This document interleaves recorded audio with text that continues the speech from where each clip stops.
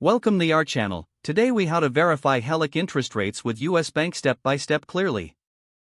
To verify HELOC interest rates with US bank, start by visiting the US bank website. Look for the Home Equities section on the home page. Click on Home Equity Line of Credit to find information specific to HELOCs. Scroll down to locate the current interest rates for HELOC products. Make note of the different rate options and any associated terms. Next, to gain personalized information, click on Get Started or Apply Now. You may be prompted to log in to your existing US bank account or create a new one. Once logged in or after creating an account, navigate to the HELOC section within your account dashboard.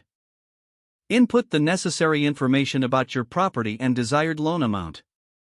This will help generate tailored interest rate information based on your profile. If you prefer, you can also contact customer service directly.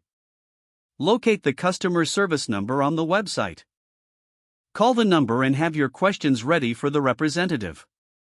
Provide them with basic information about your financial situation. Inquire about current HELOC interest rates and any potential changes in rates. Make sure to ask about any discounts or promotions that may apply. Take notes during the conversation for your records. After gathering all the information, compare the rates with other lenders if needed. This ensures you are making an informed decision regarding your HELOC options. If the page does not load, refresh the browser or try again in a private or incognito window.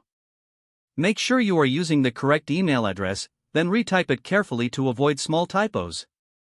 If your password is not accepted, use the reset option and create a new strong password you can remember. Check your spam folder for verification or security emails, then complete any requested confirmation steps. Enable two-factor authentication if available to improve account security and reduce unauthorized access risk. After signing in, review your profile details so your contact information and settings are accurate and current. If you see an error message, note it down and try again after restarting your device and internet connection. Don't forget to like this video and subscribe to our channel for more step-by-step tech guides.